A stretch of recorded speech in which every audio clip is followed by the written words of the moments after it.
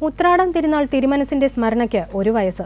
ഒന്നാം ചരമവാർഷിക വേളയിൽ ഈ ചരിത്രപുരുഷന്റെ ജീവിതം വീണ്ടും ഓർമ്മപ്രവാഹമായി അനന്തപുരിയിൽ നിറയുന്നു.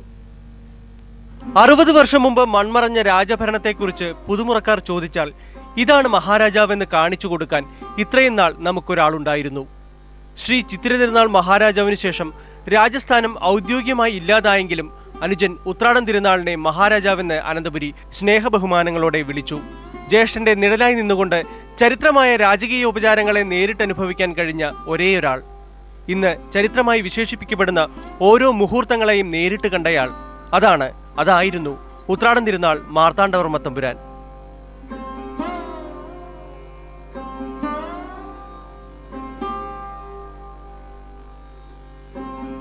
ചരിത്രത്തിന്റെ തേരോടി വന്ന വഴികളിൽ ആ തിരുവെഴുന്നള്ളത്തുകളുടെ വെറും കാഴ്ചക്കാരൻ മാത്രമായിരുന്നില്ല തമ്പുരാൻ.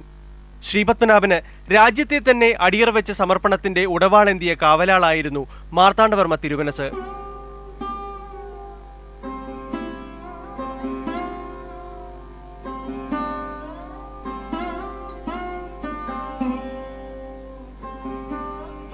കേട്ടും കണ്ടുമുള്ള അറിവുകളിലൂടെയും അനുമാനങ്ങളിലൂടെയുമാണ് വലിയ ചരിത്രകാരന്മാർ പോലും ചരിത്രം എഴുതിയതെങ്കിൽ തമ്പുരാൻ കാലത്തെ വിവരിച്ചത് എല്ലാം നേരിട്ട് കണ്ടതിന്റെ തെളിച്ചത്തോടെയാണ്.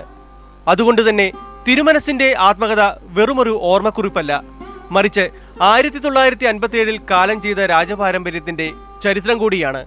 ശ്രീ ചിത്തിരതിരുനാൾ മഹാരാജാവിന്റെ സഹോദരൻ എന്ന നിലയിൽ നേരിട്ട് കണ്ട ചരിത്ര മുഹൂർത്തങ്ങൾ ഒന്നൊന്നായി ക്യാമറയിൽ ആലേഖനം ചെയ്യാനും ഉത്രാടം തിരുനാൾ മനസ്സുവെച്ചു. തമ്പുരാന് ഫോട്ടോഗ്രാഫിയിൽ കമ്പം തോന്നാൻ ഇടയാക്കിയത് ചരിത്രത്തിന്റെ ഭാഗ്യം. ചരിത്രം തന്നെയായ ആത്മകഥയോടൊപ്പം ഒരു കാലഘട്ടത്തെ അതേപടി ഒപ്പിയെടുത്ത ഫോട്ടോഗ്രാഫുകളുടെ ഗാലറി കൂടി സമർപ്പിച്ചുകൊണ്ടാണ് തമ്പുരാൻ പിൻവാങ്ങുന്നത്.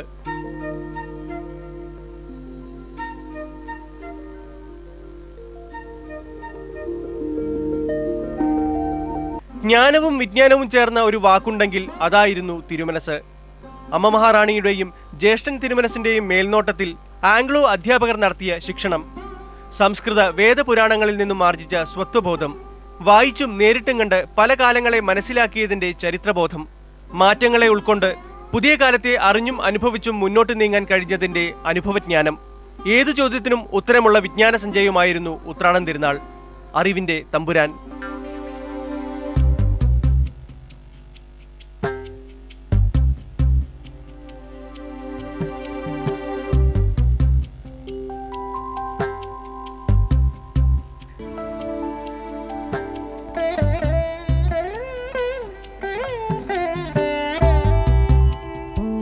പത്മതീർത്ഥത്തിന്റെ അരുണോദയങ്ങളെ നോക്കി അനന്തപുരി ചിട്ടപ്പെടുത്തിയ സമയത്തിന്റെ കാവലാൾ കൂടിയായിരുന്നു തമ്പുരാൻ. കൃത്യം 7:15 പത്മനാഭസ്വാമി ക്ഷേത്രത്തിലേക്കുള്ള ആ തിരുവെഴുന്നള്ളത്ത് മഹാക്ഷേത്രത്തിന്റെ അനുഷ്ഠാനത്തിന്റെ ഭാഗം തന്നെയായിരുന്നു അത്. രാജഭരണം അവസാനിച്ചുവെങ്കിലും ശ്രീപത്മനാഭന്റെ ഒന്നാമത്തെ ദാസൻ എന്ന ചുമതല തനിക്കാണെന്ന് തമ്പുരാൻ തിരിച്ചറിഞ്ഞു. ക്ഷേത്ര ദർശനത്തിൽ മുടക്കം വരുത്തിയാൽ പിഴയൊടുക്കി പ്രായശ്ചിത്തം ചെയ്യണമെന്ന പഴയ വ്യവസ്ഥയും തമ്പുരാൻ പാലിച്ചു. ക്ഷേത്രത്തിലെ എല്ലാ ഉപചാര മുഹൂർത്തങ്ങളെയും തന്റെ സാന്നിധ്യം കൊണ്ട് അദ്ദേഹം ധന്യമാക്കി.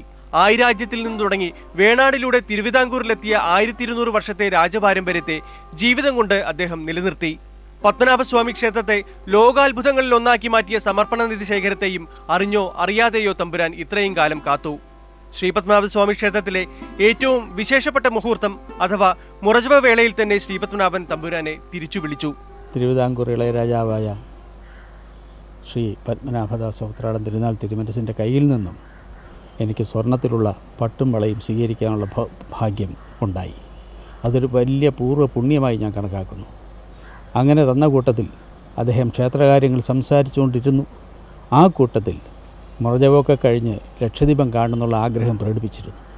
പക്ഷേ അതിനു മുമ്പ് തന്നെ അദ്ദേഹത്തെ ശ്രീ പത്മനാഭൻ തന്നെ അദ്ദേഹത്തിൻ്റെ പാദത്തിൽ ലയിപ്പിക്കുകയാണ് ഉണ്ടായത്.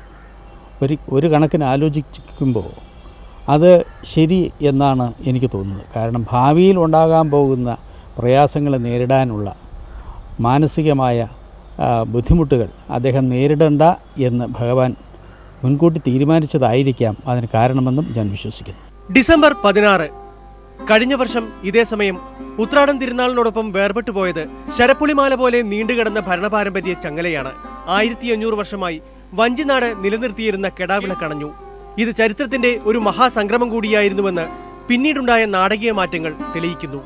തിരുമനസ്സുണ്ടായിരുന്നെങ്കിൽ എന്ന നഷ്ടബോധ ചിന്തയുമായി നിലകൊള്ളുകയാണ് പത്മതീർത്ഥക്കര. News bureau, Thiruvananthapuram.